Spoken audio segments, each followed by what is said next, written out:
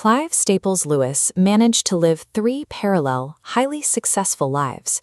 To the public, he was the creator of Narnia. To the academic world, he was an Oxford heavyweight in medieval literature. And to millions of readers, he remains one of the most influential lay theologians of the 20th century. Yet the man who built an entire architecture of divine imagination spent his formative years as a militant, deeply committed atheist. Understanding Lewis requires looking at how a traumatized, hyper-rational skeptic used the cold mechanics of logic to deduce his way into becoming the greatest defender of belief of his era.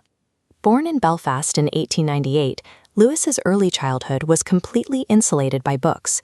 He and his older brother spent hours drafting intricate political histories for an imaginary animal world they called Boxen. That structured safety shattered when he was 9. His mother died of cancer, creating an emotional vacuum that entirely dismantled his early religious trust. Sent off to English boarding schools he actively detested, Lewis hardened his atheism. By his 19th birthday, he had traded the schoolyards for the brutal reality of the trenches in France during the First World War. During the Battle of Arras in April 1918, a British artillery shell fell short. He survived the friendly fire, but the trauma of the battlefield left deep scars. Returning to Oxford, Lewis channeled his experiences into rigorous focus. He achieved a rare triple first, the highest academic honors in 3 completely distinct disciplines. By the 1920s, trauma and academic discipline had forged a sharp, cynical mind. He loved classical and Norse mythology, but he categorized them strictly as beautiful, useless lies. By 1929, Lewis is a fellow at Magdalen College, Oxford, where he applies his massive intellect to philosophy and literature. But his strict adherence to logic began to backfire. As he analyzed the philosophical arguments for a materialistic universe, he found them structurally unsound. His atheistic framework started buckling under the weight of his own rigorous standards. In Trinity Term of 1929, he reached an intellectual breaking point. He admitted that God was God, describing himself as the most dejected and reluctant convert in England. This was an exhausting, strictly factual surrender to the evidence.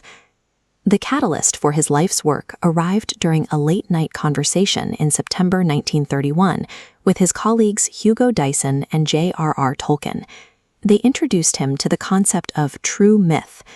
They argued that human mythologies, the stories of dying and rising gods he loved in ancient literature, were actually fractured, incomplete echoes of a singular, historical divine reality. This shift integrated his lifelong interests.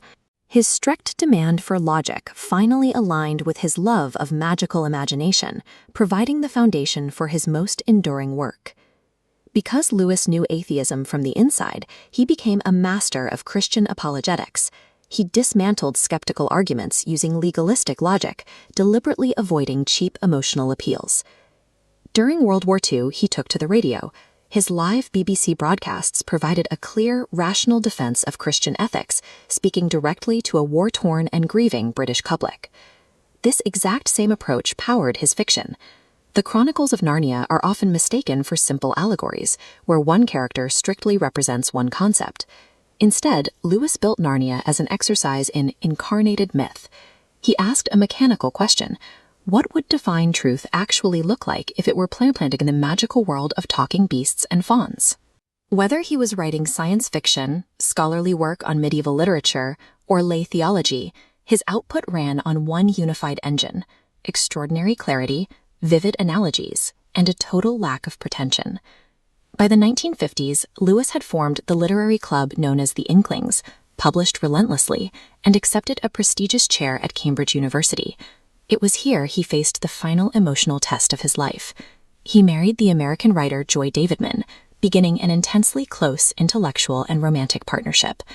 That partnership was cut short when she died from bone cancer in 1960. When his mother died of cancer, a young Lewis lost his entire worldview. When his wife died, the mature Lewis leaned into his framework. He used myth-making, writing his final novel Till We Have Faces, to actively process the profound grief of human love against divine love. The end of his story is anchored to a very specific date, November 22, 1963. On that afternoon, the entire globe was frozen in shock by the assassination of President John F. Kennedy in Dallas. Amidst that loud, chaotic global distraction, Lewis quietly passed away at his home in Oxford. C.S. Lewis proved that rigorous intellect and expansive imagination are not enemies. He showed that the deepest intellectual truths require the greatest stories to be fully understood.